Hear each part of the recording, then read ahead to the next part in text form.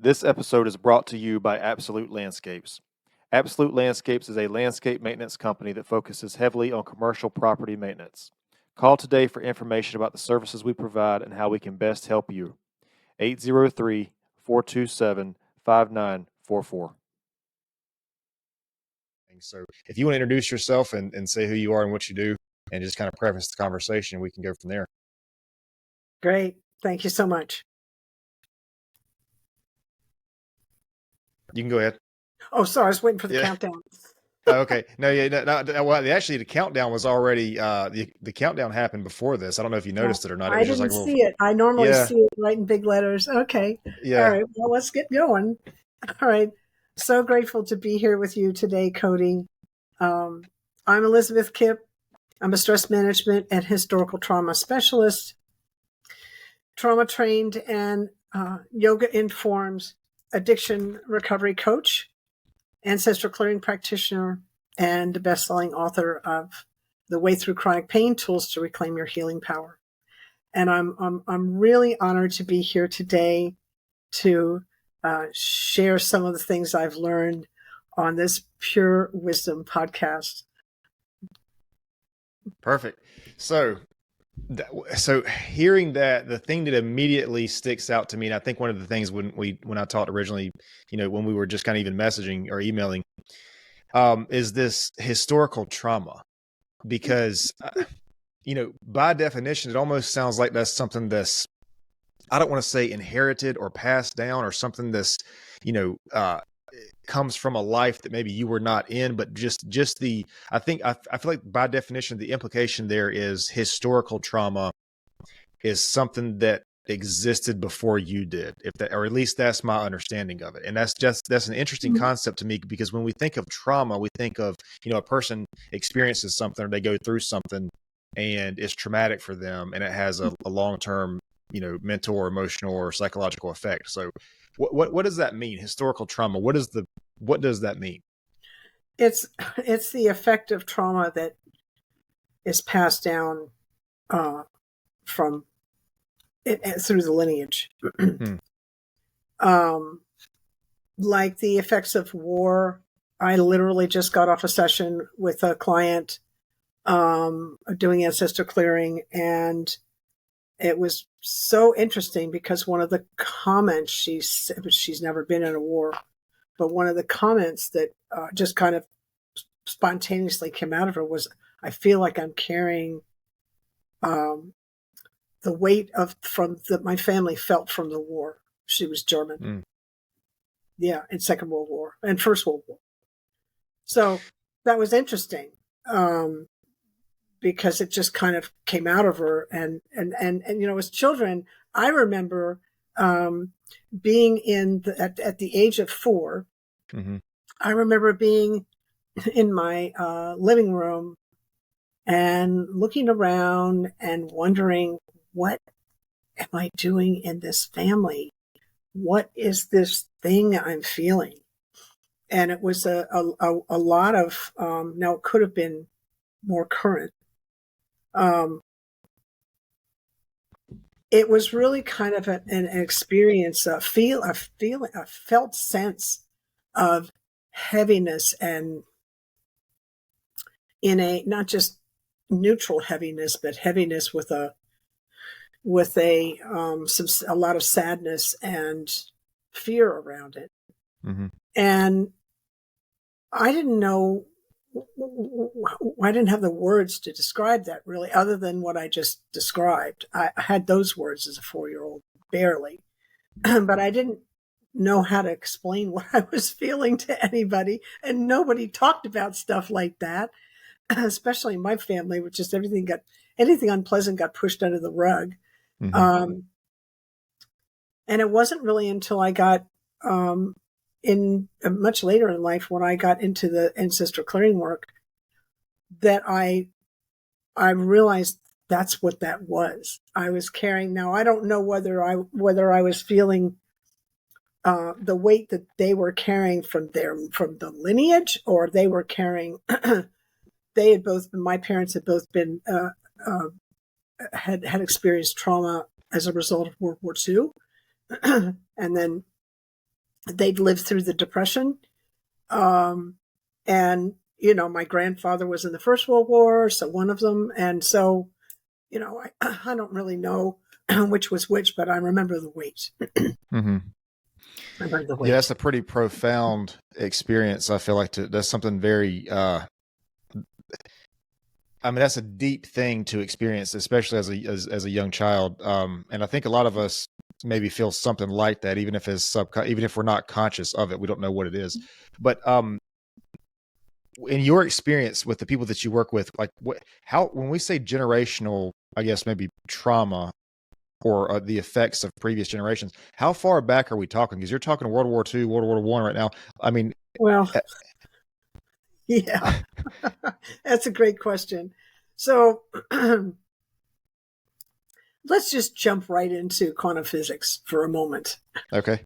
So that we have an understanding of the landscape that we're working in, or that we work in, at least in the ancestral clearing space and the yogic space. And when we're talking about pure wisdom, we're really talking about the present moment.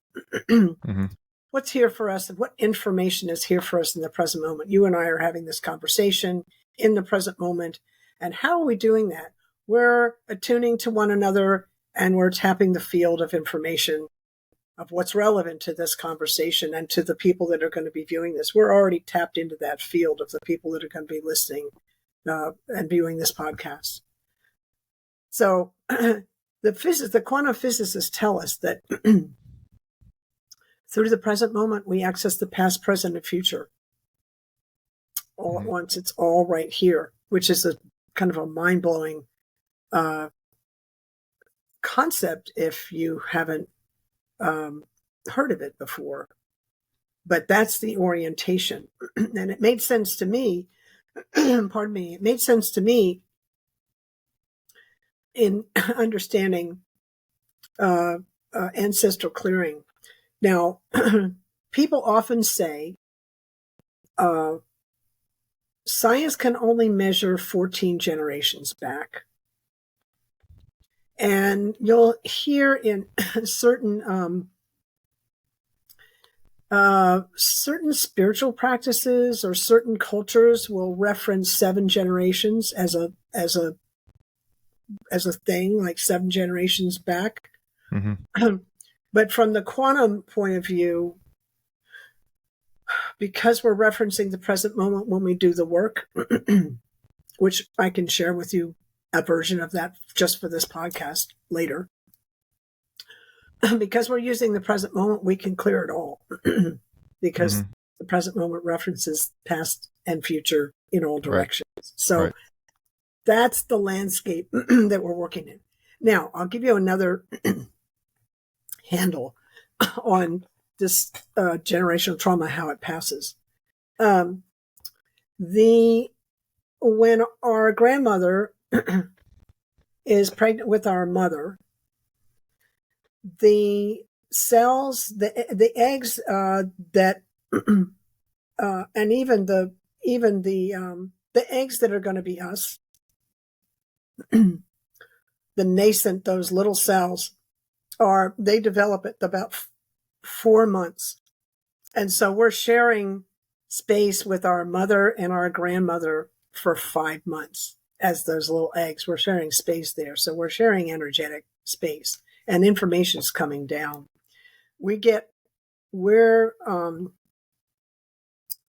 I'm just thinking for a moment how I can explain this. So we're affected. We're swimming in we're literally bathing in the physically, mentally, emotionally, spiritually, all those things, energetically, in the energies and the experiences that our mother is having as she's in her grandmother, and that her mother's having, that our grandmother's having at that point. So all the experiences, like for instance, when I was pregnant with my son, I was a graduate student here at the University of Kansas, and I took the hardest courses I've ever had in my life. I took when I happened to be pregnant, and one of the things that happened was my memory just I just like I had this great memory, but not when I'm pregnant. I just I just don't have access to that. And so I'm taking the hardest courses I've ever taken, and my memory's shot.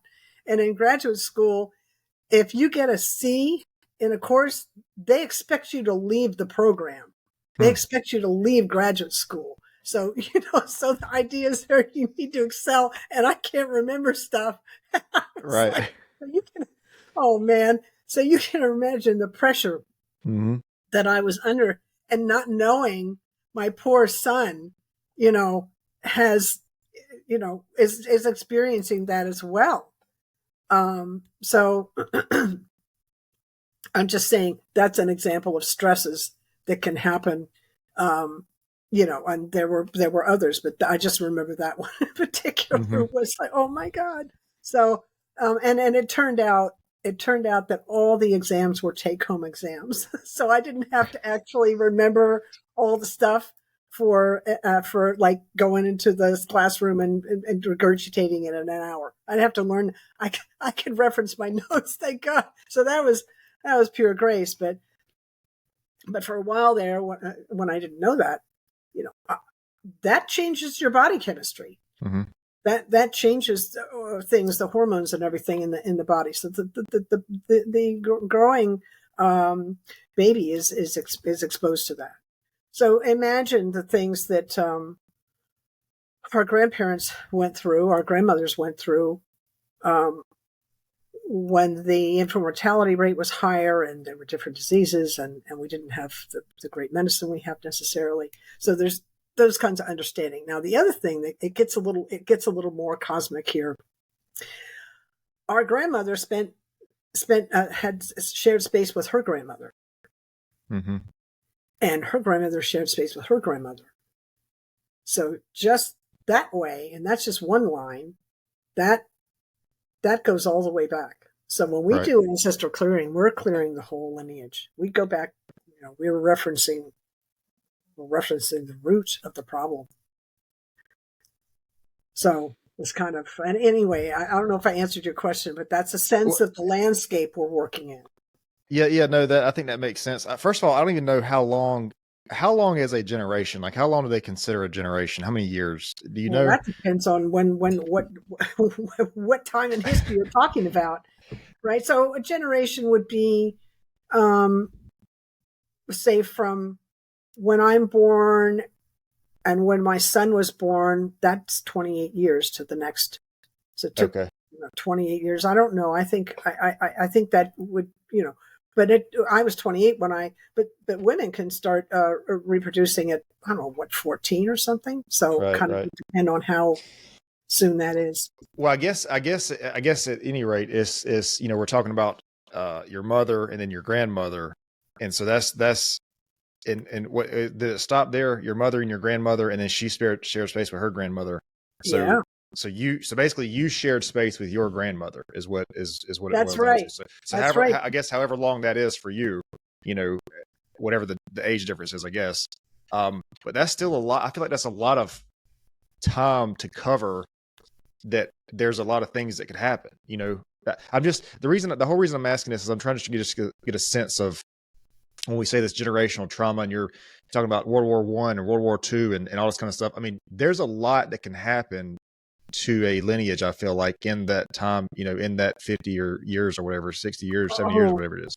Oh yeah. Right. There's there just on the war front, right? There's war from trauma, there's survivor's guilt, there's having to be uprooted from your homeland, as emigration, right? And having to, people came to this country with barely the shirt on their back and had to start with it and had to learn English. They didn't even have the language, right? And so a lot of stigma attached to immigrants. It's still happening today, by the way. It's still happening. There's parts of our culture that look at immigrants as second-class citizens or worse, right? Well, where the heck did that come from? Right? That came from something. So I'm trying to understand this because I think I'm looking at this from like a psychological point of view. because okay, so a person who has like this generational I guess war-like mentality, or this trauma related to war, you hear people like therapists and people like that say that if a parent or a grandparent has some sort of addiction, I think you said you work with addiction also, if they have some sort of addiction, it's likely that the child is going to have some sort of, maybe not the same addiction, but it's likely that an addiction is going to be passed. The addictive personality, I guess, would be, there's an increased chance for the child to have an addiction also. There's And a I don't know if, predisposition. There's no gene that's been I'm jumping right on your statement, and I apologize. no, you're good. There's no gene that's been identified to be the cause of addiction, but addiction has been found to be more, we're kind of predisposed. So now we're getting into the difference between DNA, genetics, and epigenetics. So genetics would be like the hardware, your computer hardware. And the epigenetics would be the programming that you put on the computer. And depending on what kind of programming the computer gets is how it's going to respond. So we have these switches called epigenomes and on the gene. And an epi gene means on the gene, right? So there are these switches that go from the on or off position, and depending on what the environment is, that part of the gene is either switched on or off. Isn't that amazing? As a design for life in an environment that's constantly changing. So we're in the Pure Wisdom podcast. So let's just step back for just a moment and look at the cosmic landscape of the creator is always creating. The creation is an evolutionary pulse. It's an evolutionary energy. And so what does that mean? That means it's always changing, right? So how do you design a system where life is present, but it's adaptable to the changes that are constantly happening? So you've got hardware, but then you've got the ability to bring different software on, depending on what's happening in the environment, right? What programs do you need? Well, I need a program for tropical, and a lot of wet weather. Or actually, I need a program for Arctic living, right? There, you have some differences in the way that the organism is going to relate to that. Just as an example. Yeah. So epigenetics, when we get to addiction, we're talking about the susceptibility, what's happening in the environment that's either helping the person stay sober, or pushing the person, or shifting the environment so that the person uses a very quick strategy to deal with discomfort, which is addiction is really, you had chronic pain first before you had addiction, and before you had chronic pain, you had an unresolved trauma in the system. Addiction is a solution, really, is a strategy to handling chronic pain. Chronic pain is any pain that's felt 15 days out of 30 for 3 months or more. Physical, mental, emotional, spiritual, financial. The brain can't tell the difference between one and the other.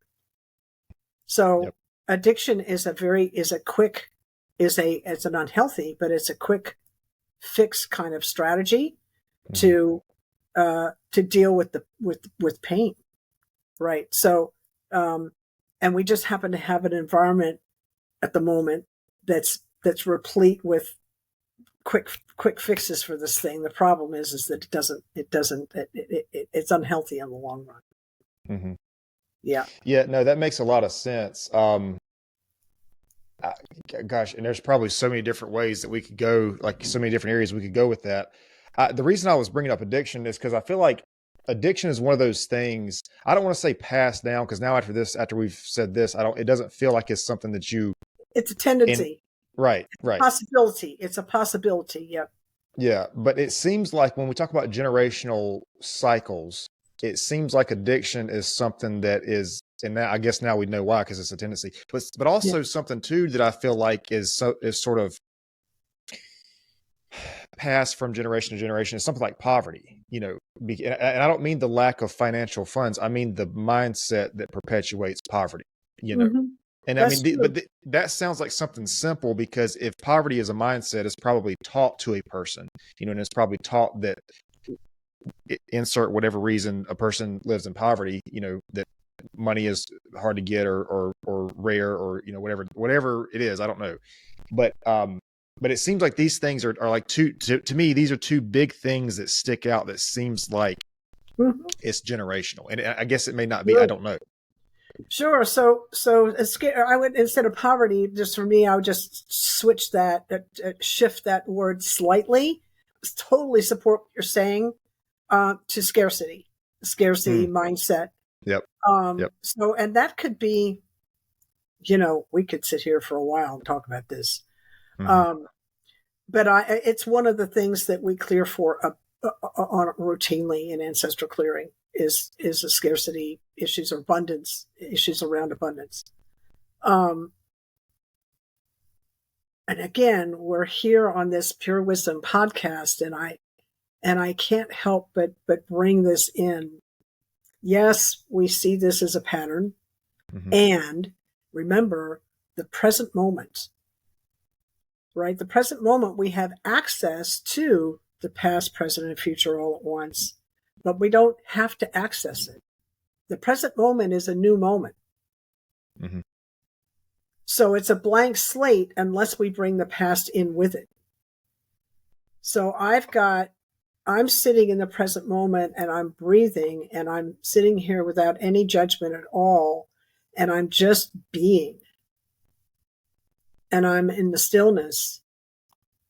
I'm not even, I'm maybe not even thinking too much or just watching my thoughts instead of being hooked by them, right? That's a very different space full of potential there than oh, it's happening again. Like the mental construct of, I'll give you an example. I'll give you an example from a pain experience I had. I had been through a pain management program, which I talk about in my book, and I had gotten out of it. I learned a lot of tools, but I still had the tendencies that chronic pain, there's certain behaviors that kind of that just we get in bad habits around pain. And anyway, I woke up one morning after I got through that program and had these tools. I woke up one morning and I had like a spasm in my neck. And the first thing that I did after I recognized, I had this reaction to the pain. Oh my God, I'd had this before.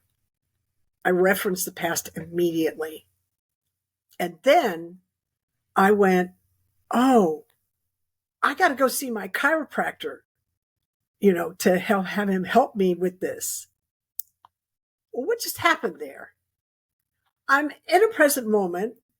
My body's, having a momentary, reset in a muscle in my neck. But what did I do with it?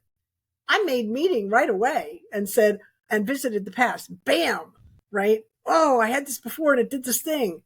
What did I just do? I just impressed that pain experience twice into my nervous system. I just made it worse by 50% or by twice, right? Mm-hmm. And then I went into the future and, oh my God, I need my chiropractor. So I was like, that's 3 times into the nervous system. And I disempowered myself because I'm leaning on the chiropractor to help me heal. And I've forgotten that the greatest healer lives in me. So now I've impressed that whole experience 4 times the energy that it had to begin with. And now we've got a problem. Right.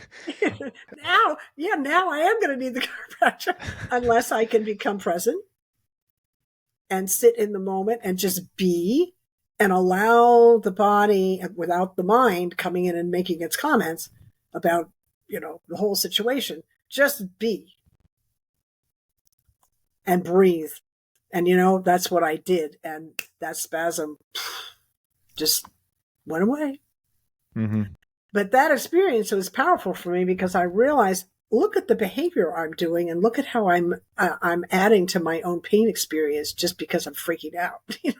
Right. I'm not staying in the present moment. I'm bringing the past into it. I'm projecting the future onto it. And now we're off to the races. But this is what we do. And this is what I do. But I've sat in front of thousands and thousands of chronic pain people and people in addiction. And we all do this stuff. This is part of what humans do.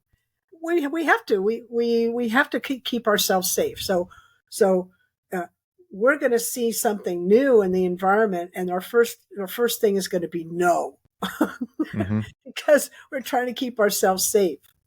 Right. And then we're going to be able to, once we kind of sort out no, and you just realize that that's actually a good thing that's just come in.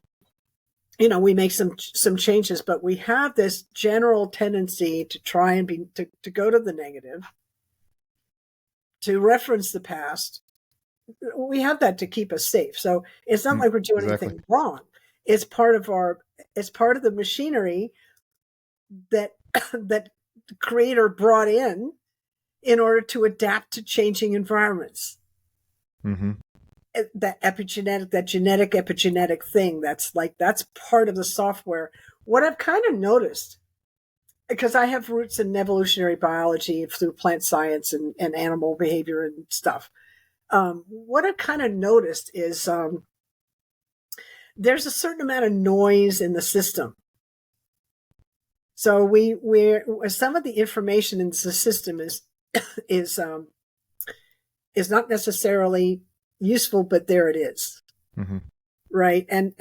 Or it has a double purpose. Like, it keeps me safe, but it also makes me, add to my own pain experience when I reference it too much, when I reference it, incorrectly. Right. Yes. I want to be aware that, what did I do about this in the past? Right. A problem presents in the present moment. I remember I had one like this and this is what I did. And it didn't work out, and so I'm going to do this other thing, right? It helps us. But when I'm referencing it so much that I'm actually now making myself freaking neurotic, that's what that's when we've got Houston, we've got a problem. Right. Yeah, I think it's amazing, man, that there's so much around us that we see at very low resolution, because if we were to see it at the high resolution in every single detail, we just simply could not process it. And it's not until there's a problem or a perceived problem that we really start to analyze the thing, and then we say, this might actually be a problem. But I want to take a step back here just for a second to scarcity, because I feel like I do feel like this is a real thing. I feel like scarcity is a very big core problem for a lot of these issues that we're talking about, that we're having. But I think that the trick is finding the balance, because the opposite would be abundance, of course. And so with scarcity, it's like with scarcity, you're overly attached to things. And then if there's too much of an abundance, or this is the way I see it, with too much of abundance, you are not attached enough. But there are things that I feel like that we should be attached to. And so I guess the balance is finding out what we should be attached to and what we should be attached to whatever the degree. Because Oof. Am I asking too big of a? You're talking to a yogi here. Okay. And in the Yoga Sutras, there's 196 Yoga Sutras that this person named Patanjali codified yoga into these about 5,000 years ago. I'm not sure exactly when. Nobody knows exactly when he wrote it, but yoga's been around for a long time. And within the sutras, there's 10 ethical codes called the yamas and niyamas. And one of them is aparigraha, non-gripping, right? Non-attachment. And also in other sutras, there's the blockages, the things that keep us from living in our true self, instead of referencing the neurotic ego, which keeps us safe, but it has all this other, remember, noise in the system, right? Right. It does keep us safe, but then it has these other things that kind of get in the way. So one of the obstacles, I think there's 9 obstacles that they bring in, and one of them is attachment. So it's one that yogis 5,000 years ago knew that attachment was an issue, and so that right there tells us that it's generational. Right. Right. We've been trying to deal with this for a long time. So your question is very interesting, because you're asking such a powerful question, saying, well, what should we be attached to and what we shouldn't? And I love that, because my understanding of the Yoga Sutras, and I'm not like the big sage in this, I've studied them, but I sit in front of master yogis, to learn more. I'm still doing that. So it's right. It's in my orientation. From a yogic point of view, my understanding is we try and release all attachment. And the Buddhists say that too. I'm not a Buddhist, but I've studied it, right? But I kind of like your question. I love your question, because I don't know as humans that we can live in absolutes. Mm-hmm. Yeah, well, and that was gonna be the next thing I said. Like, I don't know. I understand the philosophy of no attachment. I understand why that's the thing with the Buddha, and I understand that. But I just feel like some of the most sacred and most profound experiences in life come or even exist because you have attachments. I mean, like you have these experiences with your family, or with something that really means something to you, or something that you're really passionate about. The only way you have this experience with this thing or these people is because there is attachment. I can't see a person, not being fazed by any of this, and then you're just there's just no soul there, but almost, Yeah, So you're talking about desire. You're talking about desire and passion, and that, again, so I feel like you and I, in spiritual beings having a human experience, we're, I don't want to say caught, but we're in a matrix where, well, that word gets overused because it was a movie, but there's a bunch of movies, but we're in this web, if you will, where if we're neutral, we can see here. It goes back to safety, and it goes back to the way we're the basic wiring. Remember, we talked about how do you have an evolutionary system that actually works, right? How do you do that, and in a balanced way? And so I'm going to be attached to my child. I mean, I work with a lot of mothers who talk about they have difficulty with their relationships with their children, because of the attachment, and so it's kind of like, well, okay, can you get that? You're going to be attached to your kids. It's just part of the human experience. Like, I'm not going to deny that, but am I trying to, in my attachment, am I trying to run my son's life? And I'll give you an example of kind of how it went down for me, where I really learned this lesson. So I had there was some kind of a strange energy going on between my son and I, and neither one of us could figure out what it was. And it was kind of getting in the way of our communication. And it was some years ago. And I sat with that, and I actually put the prayer out and said to, Creator, and said, please show me what this is, because clearly I don't get it. Right. Please guide me. What's happening here? And I got kind of a message back eventually. And it was, oh, look what you're doing. You know, you're trying to, for years, I had been invested, my energy had been invested in helping my son fulfill his destiny. And I was like, oh, that's not my job. My job is to love him and be there and supportive and help keep him safe when it's my job to keep him safe. It's not anymore. He's a full grown man, but while he's with me, love him, keep him safe, you know, and that's kind of my job. My job is not for him to help him fulfill his destiny. That's his job. My job is to help me fulfill mine, you see, and we intersect there, but we're not.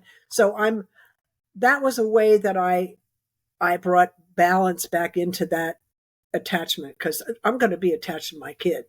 I'm just, I don't know how to not do that. Now, you know, maybe the master sages, if they were in the room with us, they could explain it.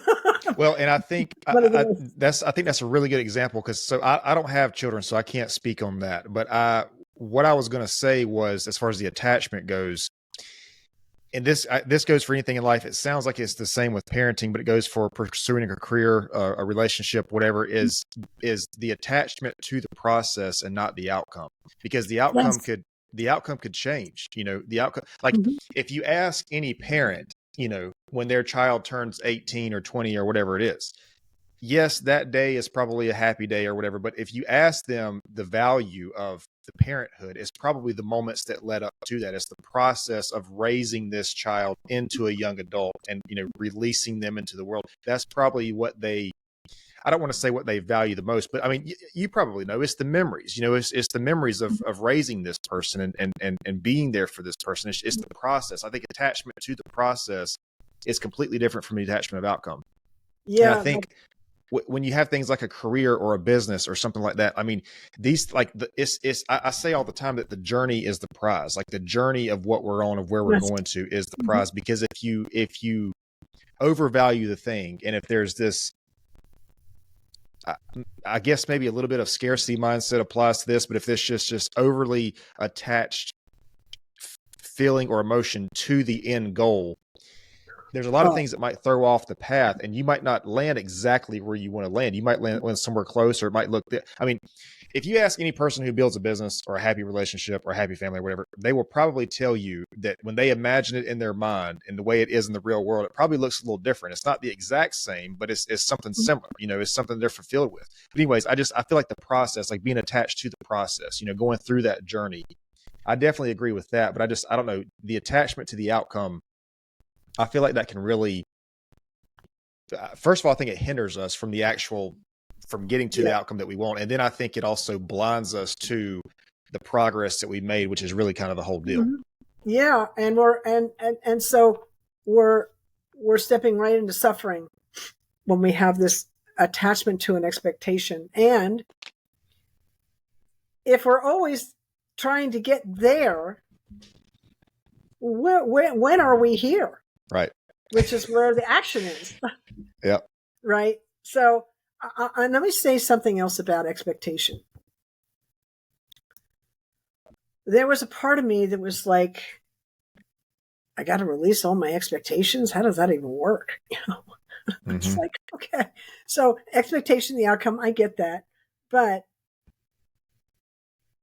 expectation, I mean, I actually hear this in recovery circles, let go of your expectations. And I'm kind of like, how does that work? So I'll give you an example. It's more like progress, not perfection. It's related to this expectation thing. So, and I heard that, and I thought, that's interesting. And what happens with me, just because of my training and kind of who I am, you come into me with a law, something that sounds like a law, and the first thing I'm going to do is try and figure out when it doesn't work. That's just the way. Right. Just like I'm trying to look for that, because that's the way I am, you know. So I sat with that thing around progress, not perfection. And I was like, I hear it and I get it, but I don't 100% buy it. And I realized what it was one day. And it clicks right into this expectation thing. So progress, not perfection. Well, I better be perfect at stopping at a stoplight, or there's going to be a repercussion that I'm not going to like. Right. Mm-hmm. Now, the problem with that is I'm expecting the person behind me, as I'm stopping at the stoplight, I'm expecting them to stop too. And maybe they will and maybe they won't. But I don't know how to function in the world, in the 3D world, without some kind of expectation and some kind of understanding of where perfection is applied and where it isn't. If I put the decimal point in the wrong place in my checkbook, I better be perfect at that. Otherwise, there's going to be a repercussion that I'm not going to like. And a lot of other people aren't going to like it either. Right. So, and if I hit the wrong keystroke on my computer, I'm expecting my computer to act a certain way. That's the way. I mean, I used to be a coder. So I like, computers are predictable, right? Supposedly. Well, if I hit the wrong keystroke, the computer's not going to act the way I want to. So I better be perfect. And if I'm not, I'm going to have, there's going to be, so I'm going to have an expectation that when I do this thing the way it's supposed to be done, that the outcome is going to be what I want it to be. And if I make a mistake, it's not going to be what I want it to be. So you see this thing around perfection and expectation, I don't know how to function without certain expectation. Right. I expect that when I use my credit card, if there's money on the credit card, that there's enough credit balance in there that it's going to go through and that whole system's going to work. I expect that, but it doesn't always work. So most of the times it works, but every once in a while there's something happens. This is more noise in the system. We have to be able to adapt. And we get back to this same thing. Like, how do you build a system that's able to adapt to changing circumstances, right? And are hanging on to an outcome, our attachments to things and our expectations of things are things that if we don't have them in balance, right, relative to kind of where then we suffer. And that's what yoga is about. And then Buddhism, they're both about trying to get out, trying to reduce suffering. Yeah. End suffering. Yeah. So I think you're touching on something here that I kind of agree with too, which is that the ability to adapt is, it's almost like it's a necessity. I think the issue people might have with this is the ability to adapt to a situation is like overly accepting the situation and not trying to do anything to change it. Like just the ability to adapt to something other than what you want the situation to be is like just submitting to whatever the thing is that you don't, like if it's a insert whatever example, if it's something different than what you want it to be. But I don't think that's necessarily the case, because I think you have to be able to adapt to live a life. I mean, it's not like not everything is going to go. In fact, very few things are going to go the way you think they probably should go. And I just feel like the ability to adapt, to learn something, to overcome this thing, to figure out what it is that you can learn from this thing. Because I think too, the way we see like whatever problem it is, like we see something that doesn't go our way as a problem. But it's like if you just look at it with a deeper meaning than that, man, it's your mindset will completely change, and then it doesn't become a problem; it becomes a teacher that you're learning something from. Yeah, like it's an opportunity. Yeah, it's an like opportunity. you hear the very cliche example of you overslept or something, and your alarm didn't go off or whatever, so now you're running late. Well, you running late solved you from a person running a red light. It preventing you from being in a red light where a person ran it, and it potentially saved your life. So you just hear of these things, and it's like I don't know. I think the ability to adapt and the ability to learn from the perceived problem, whatever that happens to be. I think that's almost like a superpower that if we learn, I mean, not really, it like, so because I think about sometimes in my life where a person, because people ask me this all the time, they're like, how are you doing this? And you just seem unfazed by this. But it's like, because so I have a landscaping company, and there's a lot of obstacles, especially here recently. There's been a lot of obstacles to overcome. I mean, just with a business in general, there's a lot of obstacles. And so, but I don't look at these things as like, first of all, I don't look at it as a problem. It's a challenge. It's something to overcome. But it's like, what is this? What can I learn from this thing? Like, what is this thing trying to teach me? When you just change the way you look at it, and you don't see it as something that's happening to you, because when you see something that's happening to you, that it's automatic that you're a victim in that situation. And I do not like referring to myself as a victim, because first of all, that puts the power of change in the hands of somebody else. And secondly, a victim is like somebody who, something happens to them and they don't deserve it, and there's nothing they can really do about it, and they're a victim. I don't like referring to myself, and I don't like hearing other people refer to themselves that way, because it honestly does take the power away from you. But I don't know. Yeah, the ability to adapt. Said all that to say this: the ability to adapt is, I think, one of the most important things we can learn with, because I think you said, and you can probably speak on this better than I can, but I think stress management is something that you also work with people on. And I don't know if it's something similar to what I just said, or maybe something else, but I'm a big believer in that. Oh boy, perspective is so important. I'm so glad you brought that in. I had the gift from my ancestors, because I don't remember thinking it up. I had this gift, I came in with it, of gratitude. So no matter how crazy and upsetting and traumatizing things were as a kid, I would reach and grab this gift of gratitude, and yes, this thing just happened, and I have a roof over my head, and I've got clothes, and I've got food to eat, and etc. So that was also perspectives very helpful. You said something powerful there around it's happening to me. Mm-hmm. Let's take that to a couple other levels. It's happening for me, which was what you talked about, what's the gift in this? What can I learn? And then we could take it to another level and look at it from the perspective it's happening through me. The creator's constantly creating through me.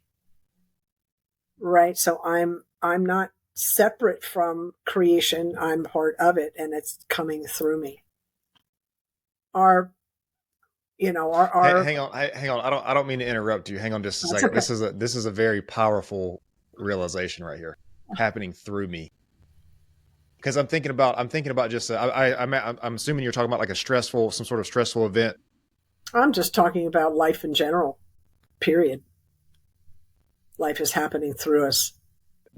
We're not separate from it. We're part of it, and it's happening through us.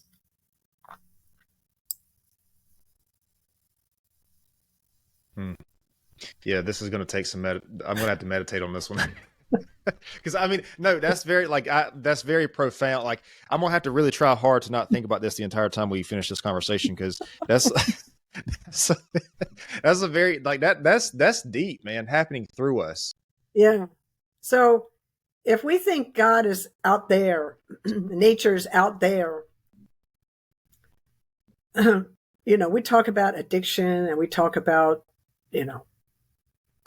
attachment and expectation and all those things. And what is that about, this attachment and the fear, right? And it's about separation. Now, the ego is a very helpful thing to us, because it helps us stay safe. And it can drive us crazy. That noise in the system I talked about, this ability to adapt. So, but the ego believes that it's separate from others. It doesn't understand evolution. It doesn't understand oneness. it doesn't understand the present moment. It always wants to be in the past or the future. So we have this dilemma. We live with this ego that's so powerful in keeping us safe, and it can make us neurotic if we don't have an understanding and are able to kind of laugh at it and watch it and not be hooked by it, right? So if we have the perspective that we're part of the oneness, then the universe is moving through us. Mm-hmm. We can't be separate from it. But our orientation, just because of the way the dualistic good, bad, me, you, them, other, because of that, those kinds of labels and the way those beliefs go, it keeps us separate, right? And then we suffer. And we forget that the universe is moving through us. I'll take you one more, just take you in this direction just a little bit more. Ramana Maharshi was a sage, and someone asked him one day, "How do I treat others?" And his answer was, "There are no others." Right? So the universe is moving through all of us all at once. And we're at the evolutionary edge of creation. Because we live in infinity, and in infinity, right? There is no center point. Each one of us is at the center point. So we're all at the edge of creation in any given moment. We're all creator creating through us at any moment. I don't know if that fleshes it out better for you, but it's a little bit of more landscape there for you to chew on. Yeah, that's a very big bite to chew on. Right? That's a lot. That is a lot. Okay, look, let me process this for a second. Let's take a quick break just for a minute, and we'll come because I promised you a break, which we're well over. I have a habit of doing that. Anyway, yeah, let's take a quick break. We'll be right back. Okay. Is scarcity generational? Okay, yeah, I think that was what we were talking about. And yeah, so I'm sorry, go ahead. Yeah, so as I said, we do a lot of clearing for issues around abundance, and it makes sense, really, when you think about what we do know of history. We don't know it all, but we know some things. So, like I said, my father. Interesting. My father lived through the Depression and was affected by it. Like his parents really had to adapt to shrinking financial resources, and it left a mark on him. It shifted his behavior and left an imprint. My mother, on the other hand, she lived through that time, but her family was wealthy enough that they just weren't affected by it. So what was interesting when my mom and dad got married later, and then watching them interact with one another while we were growing up, my mom really didn't worry about how much things cost, and my father constantly was like that. I remember, when he was 75 years old, still, dentists are expensive. Well, that was back in 2000, the year 2000. He'd be like, what? Dentist costs are what? Now. But I'm just saying that really set into his behavior. Mm-hmm. Right. So, it impressed me because I was like, well, my mom's not doing this, but my dad is. What's up here? And of course I studied history and then learned, oh, well, now this makes sense to me. Right. So it was a cautionary flag to my own behavior around money. But abundance is not it's not just so there's scarcity around financial resources, there's scarcity around food. And how many generations do you think humans have been on the planet and who they were before they were humans, where resources were scarce? Food resources were number one topic of the day. Like that's been going on for a long, like since the beginning of time for us. So, so it's a natural, it's a natural thing. So, the work really for me in my own life, and Ancestral Clearing is helpful for this, is to again find the balance. Be aware that their resources are limited, and especially nowadays, the way humans are consuming the planet, the resources are limited, and we do the best to stretch them, but not make myself neurotic over it. Like I remember when Y2K happened. For those that don't know what that is, that was when the year 2000 came up, and all the clocks were going to turn, the computers were going to turn, and there was a lot of concern that things were going to just come to a screeching halt, and there was going to be a big disruption in the whole system until we got it sorted out. And I'm a mom. Pardon me, I'm a mom. Kind of in charge of the stores for the resources for the family in terms of procuring them and making sure that we have a full larder. And I remember being swept up in that back in 2000 and worrying that, well, what, because we lived out in the country away from civilization, and we were kind of on our own. If we didn't have power and stuff, we were on our own. So we had to have our own power and things like that. So I remember being swept up in that and being kind of neurotic and having to pull myself back because I was not being a good model for my son. I didn't need to, right? We have mirror neurons, and we mimic one another as part of the reason that we survive. Right. So talking about this, man, I can't help but think and ask this because I feel like this is connected somewhere.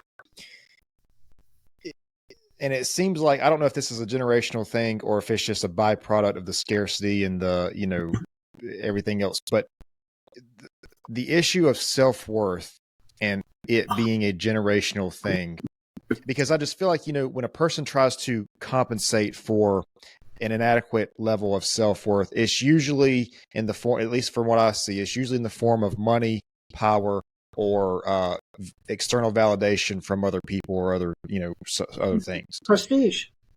Yeah. So, and I know there's so many different factors that can cause issues with self-worth, but also, I guess what it boils down to is I feel like a lot of these things sort of go hand in hand. They just kind of feed into each other, and I guess this is how the cycle perpetuates itself. Well, you talk about scarcity, and I did some work on that, my own issues around fear some years ago, and the most interesting thing came forward, and I'm not alone, so I'll share it with you. I was like, well, what's the fear? Well, the fear is that, remember, I'm a recovering addict, so I have that there's a part of me that wants more, that has a tendency to wanting more. Mm-hmm. So for me to be talking about scarcity and finding balance that's profound. There's a lot of work on that, right? So I'm doing this work on fear, and what's the fear? And I'm like, oh, there's not enough. That's the first thing that just kind of dropped in. And then the second thing was, there won't be enough.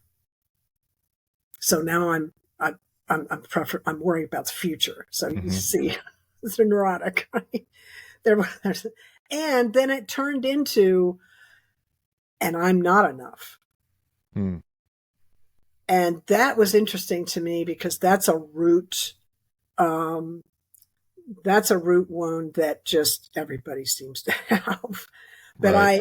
when you think about it, and when I see something like that, and I see like this is something we all have, what I do with that, because of my background in evolutionary biology, I'm like, okay, if this is a thing and everybody has it, what is the evolutionary significance of this?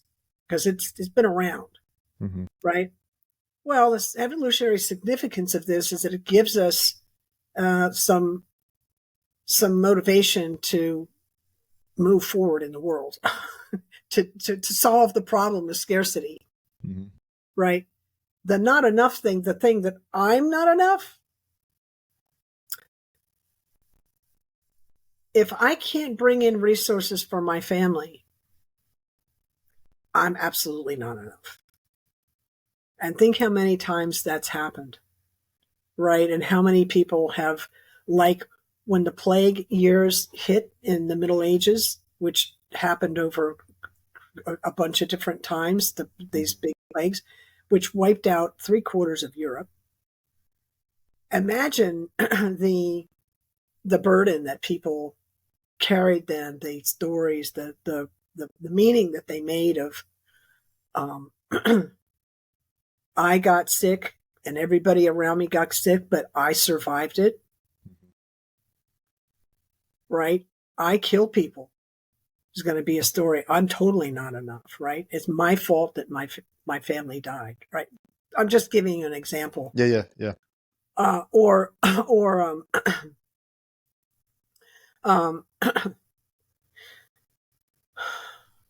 father comes home from hunting 10,000 years ago and couldn't find any food, and now the family's starving. Right? What kind of, how is that going to, that's real. Of course, he's not going to think he's enough because he can't support his family.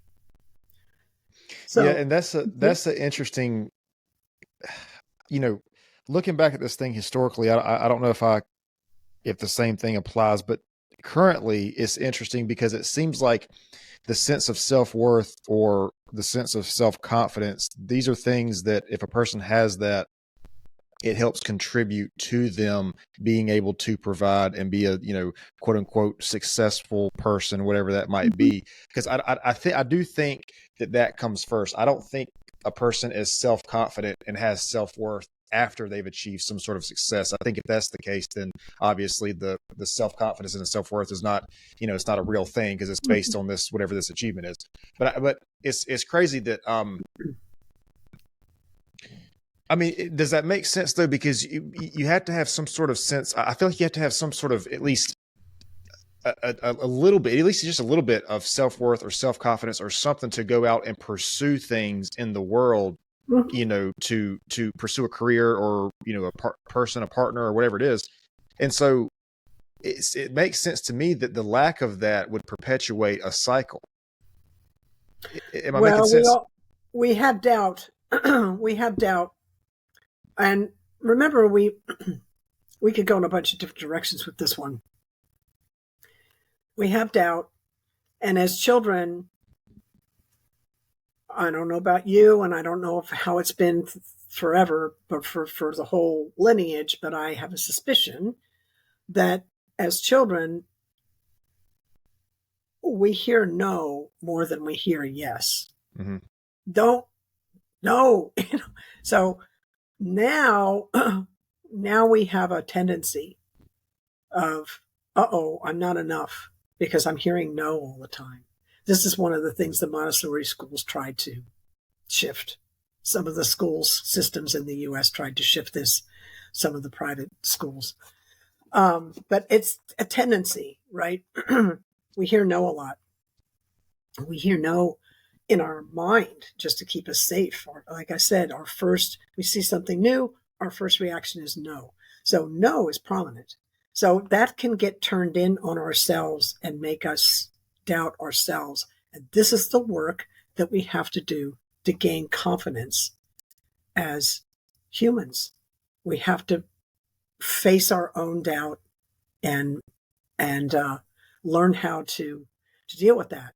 Now, one of my yoga teachers, who's a yoga master, talks about, his name's Guru Singh. He had the most interesting teaching last month around in the month of May. He talked about doubt and self-doubt, and he was talking about the opposites. We live in this, dualistic world, so that to the level extent that you have doubt on one side is the level of confidence you can have on the other side. That was interesting to me. And I, like you said earlier, I took that one into a meditation. Yeah. It's like, that's really interesting, because I sit in a I have an ego, and I sit in a as a coach and as an ancestral clearing practitioner. I sit in what I consider to be very sacred spaces, helping, being of service to people and with this kind of stuff. And one of the things that my ego can come in and do, and I'm just being vulnerable and honest here for everyone so that you can relate to the example, is I can hear a voice that says, Elizabeth, you've got no business being in this space. You're not enough. That's my doubt. But I can see that, there's that pattern. There's that old samskara, we call it, that old habit, which I got as a kid because I was told no most of the time, right? There's that pattern. So I can acknowledge it and give it, and it's, by the way, that voice is trying to keep me safe the best way that it knows how. That's an inner critic trying to do its best to keep me safe from its perspective. And so I am noticing that and saying, thank you for trying to keep me safe. I hear you. Now we're going to do it this way, right? And on the other side of that very powerful self-doubt, when I can meet its opposite, that's how much confidence I have on the other side, which is to say, I go from doing to being in the present moment. I'm just present. I'm just working with the information at hand, and I'm letting go of the outcome of the process, because it's not my job to hang on to the outcome. My job is just to work the process. So you see how we've just pulled this whole session together with I see that. with one example. Yeah. No, that was great. Man, so a person who has a self-worth, I guess the lack of self-worth can improve it to the opposite direction.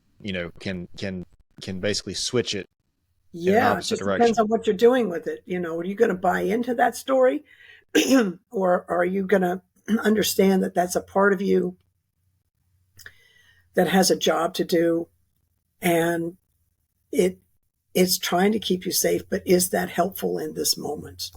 And then we make an executive decision there. This is the value of a meditation practice, by the way, because we learn to witness ourselves instead of being caught up in our thoughts. We get to witness our thoughts. Exactly. Yeah. Because I could get caught up in that I'm not enough, in that self-deported, Elizabeth, you don't even belong in this space.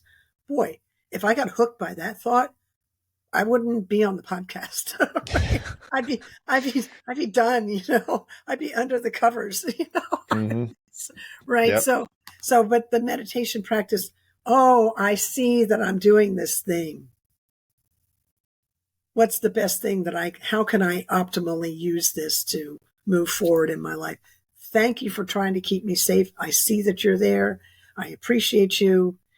So we're not banishing this part of us. We're integrating and loving it. We don't want to fracture ourselves more. We want to bring it all in and appreciate it. It's like it's on the bus with me, but it's not driving. So, because I know we're gonna have to wrap up here in a little bit.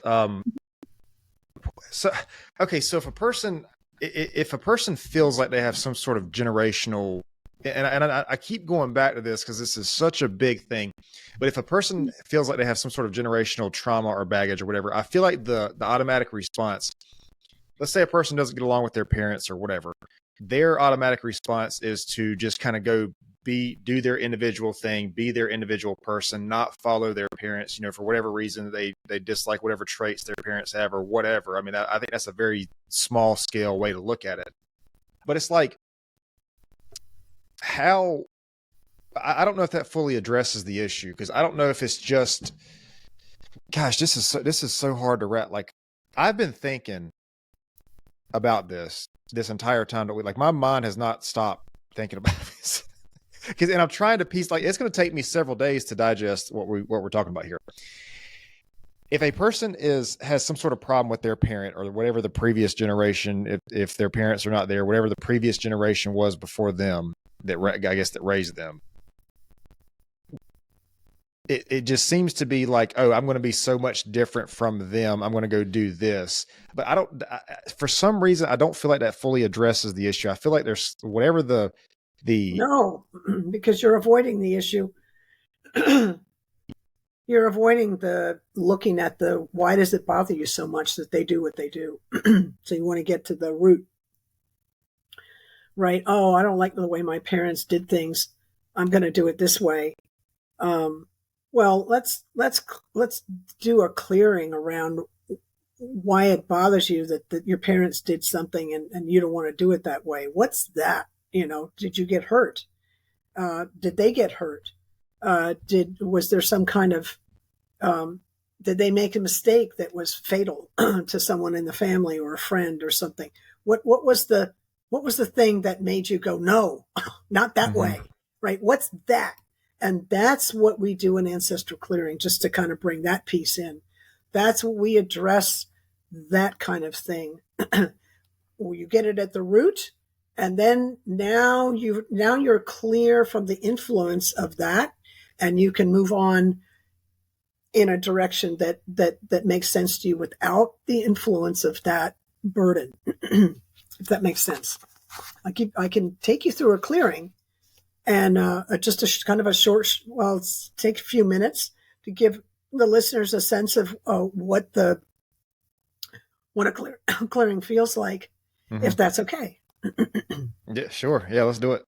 Okay, so Ancestral Clearing is a trademarked and registered process modality, energy healing modality that was pioneered by Howard Wills and further developed and is taught by John Newton of Health Beyond Belief. I'm one of his practitioners. We use the present moment as our entry point, and we actually ask Creator, the thing that created all of this, you call it God, call it universe, call it whatever created the universe, right? We're addressing that, and we're asking it to help us release that which no longer serves us. We're asking it to help us release that which no longer, we're not asking it to release, we're asking it to help us release. Right. That which no longer serves us. And we use the word forgive to mean offering up that which no longer serves us. So we're going to be using that word. I just want you to understand how we're using it. So everyone listening to this, if you could just present yourself to whatever sensation you're feeling in the body, give it a number from 0 to 10. In intensity, notice what it is. Just breathe gently and let these words pass over you. Infinite Creator, all that you are, source of all that is, was, and ever will be. We ask humbly and gratefully that you please help everyone listening to this in all of their relationships and all of their ancestors and all of their relationships throughout all space, time, dimension, realms, lifetimes, and incarnations. For all the times you felt let down by life, by family members, by relationships, or by anyone representing the Creator. For any time you felt let down by the Creator in any name or form. For any time you turned your back on the Creator or felt the Creator turned his back on you. Please help you all forgive each other and forgive yourselves. Be at peace with one another and at peace with yourselves. Please and thank you. For all the times you weren't nurtured, loved, supported, and cherished. Please help all of you to forgive one another and forgive yourselves. for the times you didn't nurture, love, and support others in the ways they needed, for any time you were out of integrity with one another or another out of integrity with you. Please help you forgive each other, forgive yourselves for the highest good. Please and thank you. For all war, battle, Holocaust, genocide, persecution, slavery, injustice of any kind, oppression, misuse of power, position, authority, politically, medically, spiritually, or in any other way. Please help everyone involved to forgive one another and forgive yourselves, please and thank you. For all hurts and wrongs, physical, mental, emotional, spiritual, sexual, financial, through thought, word, or action. All of you to another and another to all of you. Please help you all forgive each other and forgive yourselves. For the highest good, please and thank you. For all suicide, murder, rape, abortion, infidelity, miscarriage, infertility, all of it. Everyone involved directly or indirectly. For all that happened and all you made it mean, anytime anyone felt the energy of these in the womb, please help you all forgive one another and forgive yourselves. Please and thank you. For any time you projected your parent or family issues onto your children or your relationships, and for any time anyone did this to you. Please help all of you to forgive one another and forgive yourselves. Please and thank you. For all hurts and wrongs, and anything we could have inferred had it served the highest good, we infer it now. For all that happened and all you made it mean, everything that led up to, everything that arose from, hurts, wrongs, a limitation, and burden of any kind that's not serving the highest good, we ask humbly and gratefully, please help everyone involved, directly or indirectly, to forgive your parents, grandparents, siblings, children, grandchildren. Help them all forgive you. Help you all forgive yourselves. Please and thank you. Help you forgive your lovers, lovers, spouses, lovers, and parents, lovers. Help them forgive you. Help you all forgive yourselves. Please and thank you. Your whole family and lineage. Help you forgive your cousins, aunts, uncles, step, in-laws, hidden, secret, foster, adopted, and all other significant people, beings, relationships, role models, and authority figures. Help them all forgive you. Help you all forgive yourselves, please and thank you. Please help you all release all weight, pain, death, debt, negativity, burden of any kind that's not serving the highest good, spells, hexes, curses, psychic wounds thrown or received, white magic, black magic, real or imagined, all superstition energy. Help everyone infected here, directly or indirectly, to experience the light in each other and yourselves now and forever. Please and thank you. Please and thank you. Please and thank you. And take a nice big breath in and let it out and notice how that feels.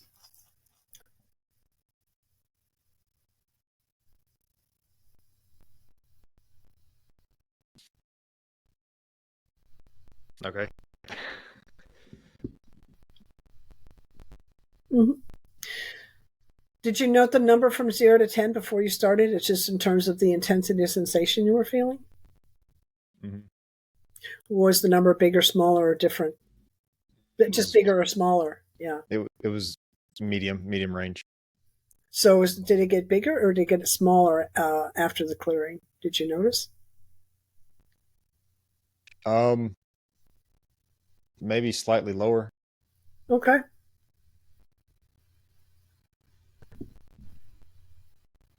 Interesting. Yeah. What was your experience of that?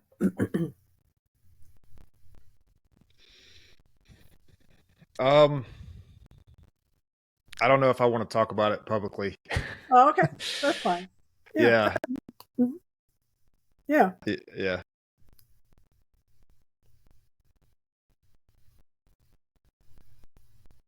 Yeah, no, I don't want to talk about it publicly. Okay. Good enough. I usually feel a shift from that. Most people feel some kind of a shift. Mm-hmm. It's sometimes it can be hard to describe. But anyway, it's part of what we do, and it helps. We've got about 30 different ways. John teaches all these different ways that we can get at the burden. That's one that I can use in the podcast format. where I'm actually not able to work one-on-one with them. I mean, I could work with you, but we're working with the audience. So, and I don't, so we just bring that general clearing in like that. But there's lots of ways you can get at the specific burden. Yeah. Yeah, it's not that I don't want to share it or that I don't feel it. It's that the entire time we've been talking about this, I've been thinking about, my personal family history. And if I talk about this, I'm gonna say something that I probably don't want to say. So yeah, understood. Yeah, it makes sense. Sure. Yep. Yeah, but it's interesting the work. I listen. I have a science background, and when I kind of always have that analytical. It's something that I work on in my yoga practice to not have that because it's like so ingrained in me to like always like what's happening here, how I figure it out, all that kind of stuff. So when I first had experienced this, I had no idea that this was going to be happening, and I had my science hat on, and I got halfway through the process that he was doing, and I felt the room shift, and I was like, that must be something that happened in me because that couldn't happen. I was denying my own experience. And then, because I was in a room with 20 people and we were all experiencing this process. And I felt the energy in the room shift. It was interesting. And then I felt the energy in my own body shift. And I said, oh, well, that's real. That's not made up. That's actually, so, you see my doubt was there and my curiosity was there. Like, what's happening here? And then we were finished and everybody kind of reported that they had a shift. And I'm like, what is happening here? I know something happened in this room. What is it? And, can he repeat it? Is it measurable? And does he teach it? Like I went there, right? Because I was like, what? That's amazing. So that's why I became a practitioner, because I was so impressed with the effect of it. And so that's why I do the work. It's very helpful in the stress management space. It's helpful generally. I work with people all over the world with this practice that don't come to me for stress management. They come to me to help them release, work with their burden, the ancestral burden, any burden from the past. It doesn't have to be ancestral. We just call it ancestral clearing, but it could be burden that you've picked up from your past, right, too.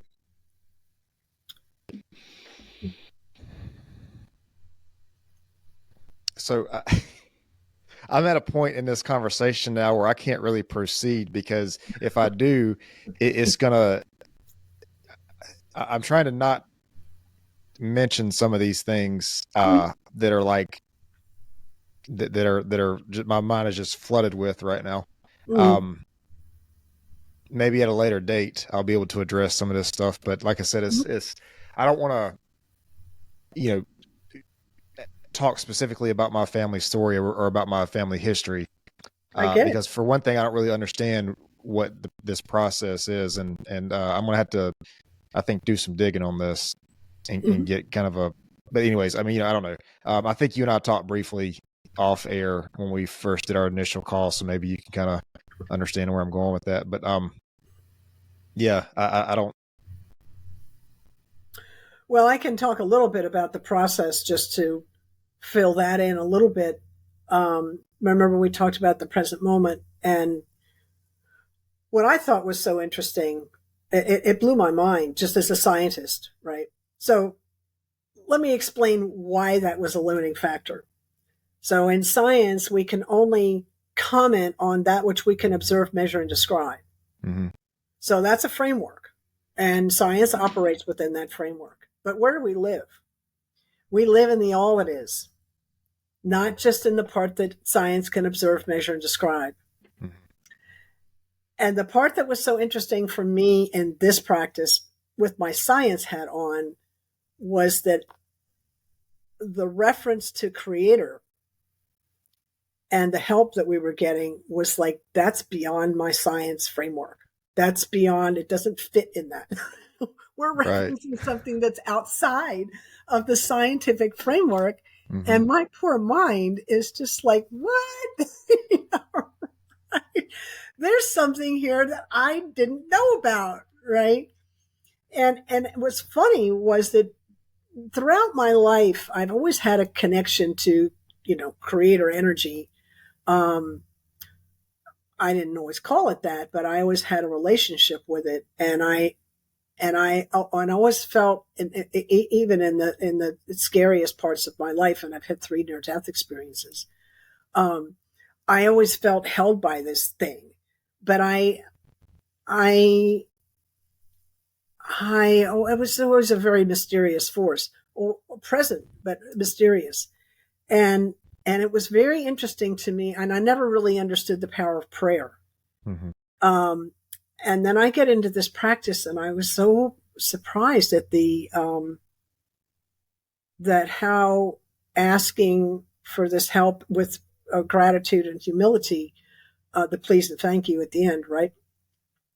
How, if you're asking and you're asking for help with these things, you actually get help. And I was just like, wow, that blew me away. That was just, so I learned that when we ask from the heart, that our prayers are answered. They may not be answered the way I want them to be, but they'll be answered. Yeah. Which was that's a whole nother, conversation, but I'm just saying that's, well, it's kind of like what we talked about earlier, the outcome versus the process. I mean, I feel like that's another example of that. That's right. Yeah, absolutely. And I feel like I have that same sort of, I guess, I don't want to call it a disadvantage, for lack of a better word, disadvantage, that analytical mind. Like if you can't, if you can't rationalize it or, whatever, it's just like, it's kind of, it's almost, which sounds backwards, because if you analyze, and if your thinking is based on logic, you would think that you would be willing to open to comprehend things that are kind of outside of that logic. But I don't know.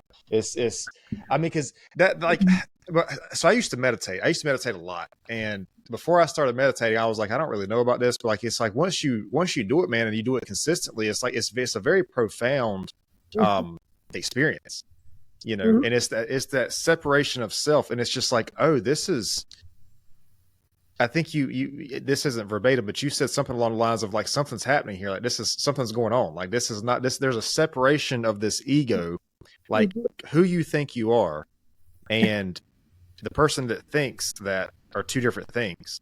That's you know right. What I mean? Like who you think you are, and who is aware of that thought is like two separate things. Yeah, exactly. And I don't know. When we talk about these things like, the poverty and the pain and the hurt and the trauma, I don't want to say they don't matter, but that the separation of that, it almost makes it not as heavy, if that makes sense. Because it does. It does, because what stories are we making? The meaning that we're making of these things is important. But I was going to say another thing about the creator energy and the mind, because I don't have any time. I had to learn how to actually be in a different way when I got into being an ancestral clearing practitioner, because it's not about logic. It's about what's here in the present moment, and what are you referencing? And it's a very different, it's not here. Mm-hmm. We're working with forces that are way beyond the mind's capability of it doesn't fit in the mind. It's right. How do you put the infinite in the mind? The mind. I took a course when I was like 17 or 18 at college, called physiological psychology.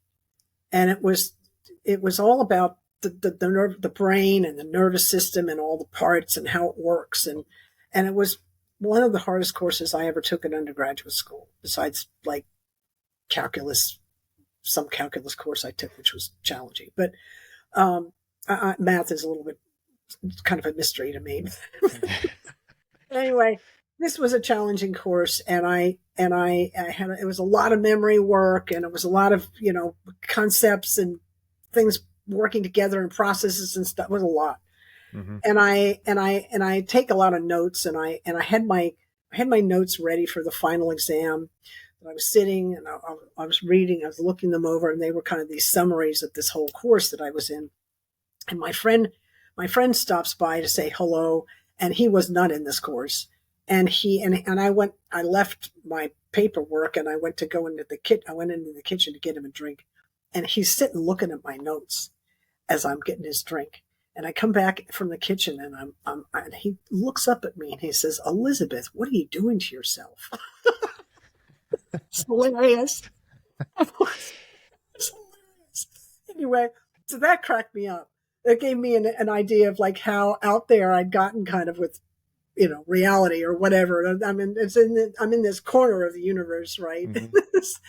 Anyway, so the next day I go and I take the exam and I walk out of the exam. Oh, that's over. And I ask myself this question: Elizabeth, what did you learn from that experience? Like, did you learn anything? Seriously, you put yourself through that. What did you learn? And I was like, that's a good question. and I went, yes, I did learn something. I learned that this is a 5 sensory system and it has limitation. And I learned as a 17-year-old that there were going to be some questions that I wouldn't be able to answer with this. And that was profound to me at that age. Because I learned that this logic system isn't all there is. There's more to this world. And it was very humbling.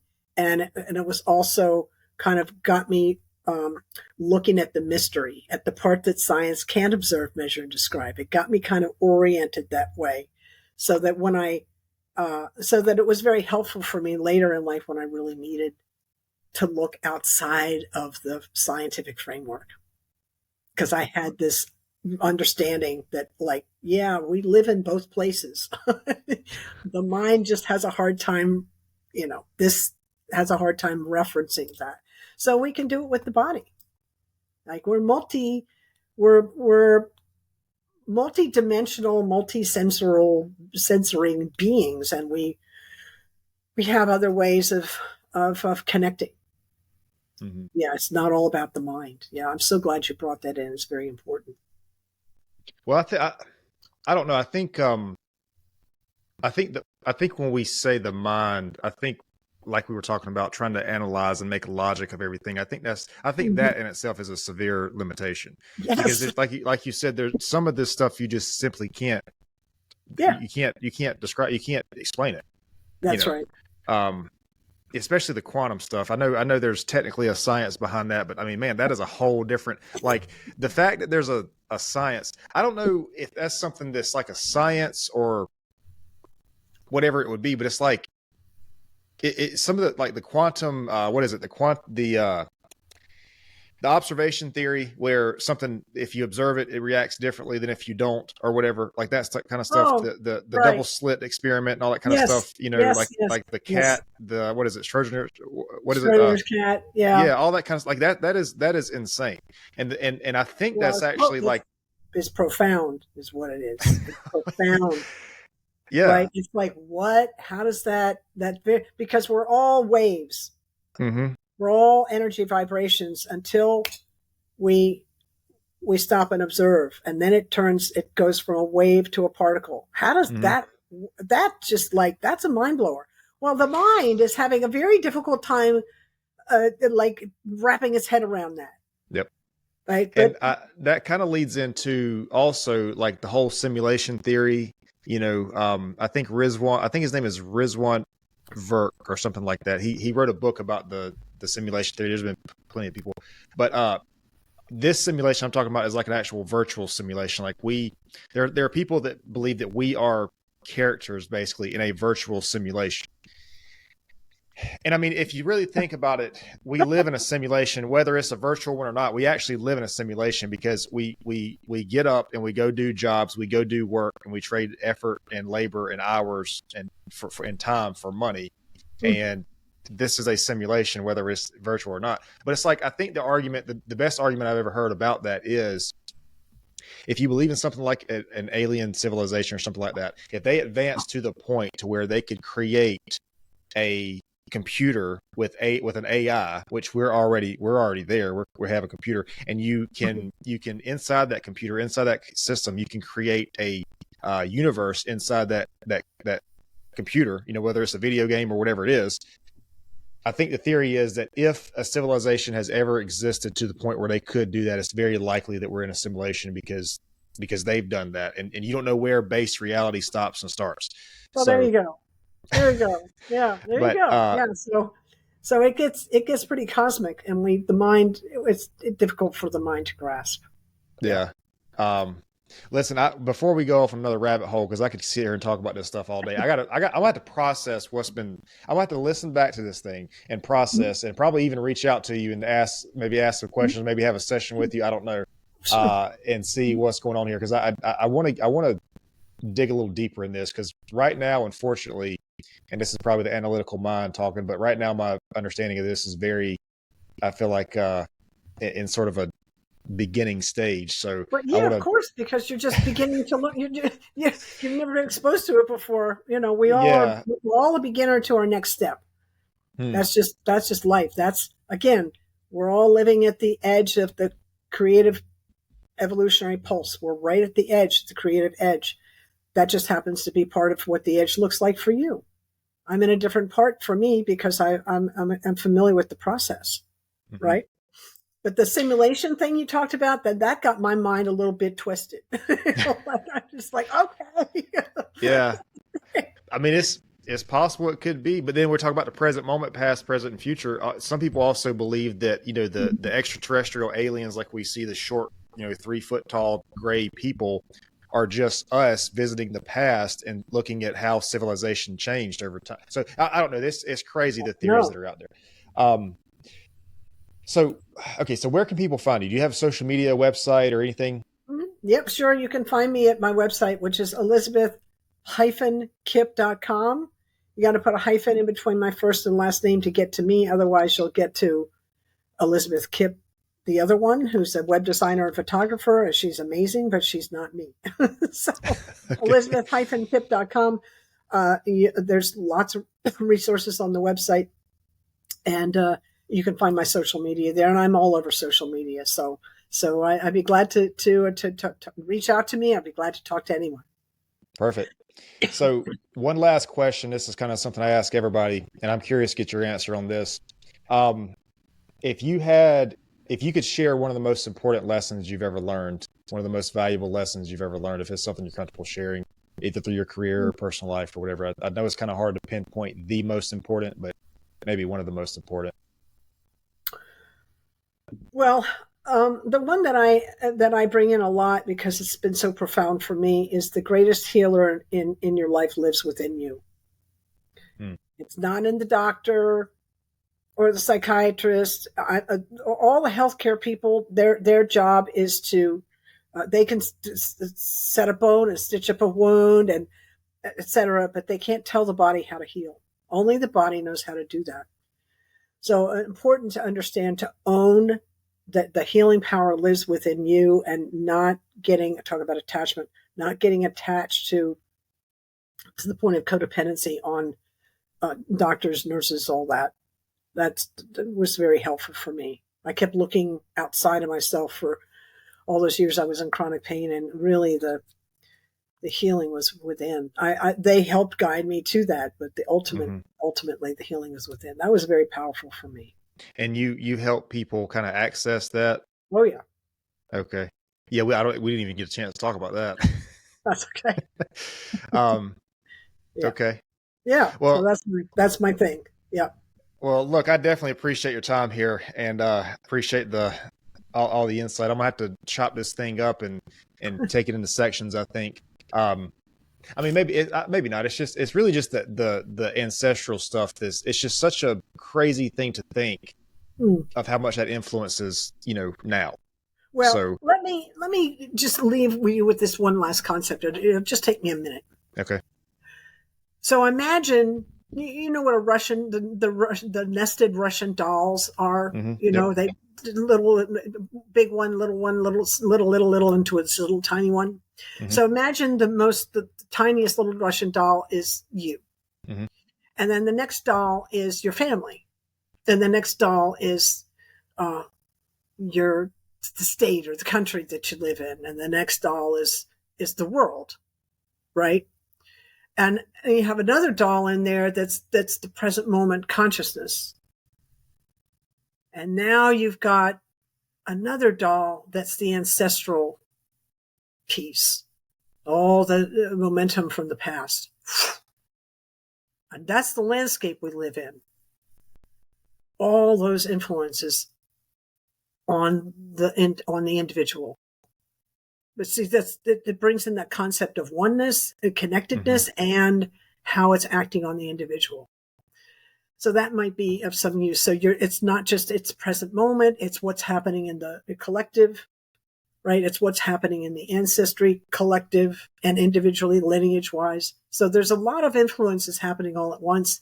And when I try and actually figure out what's influencing me in this one moment, it's too much for my mind to handle because it's big. There's a lot.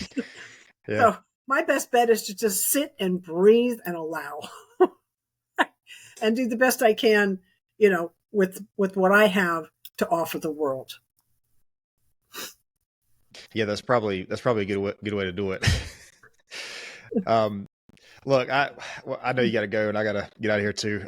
We could talk forever. Let me close the video out just really quick, but I definitely appreciate your time, appreciate your insight. Hang out for just a second and I'll explain to you about the upload process. But yeah, definitely appreciate your time here today. Thanks so much, Cody. It was great talking with you. Hey, listen, guys, I really appreciate you tuning in today. If you enjoyed this podcast, if you found it useful or beneficial, you can subscribe, follow, interact, and see more content at Pure Wisdom Podcast. This is all social medias, Facebook, Instagram, YouTube, TikTok, Rumble, Spotify, Amazon Music, and Google and Apple Podcasts. Again, we appreciate you tuning in, and we'll see you next time.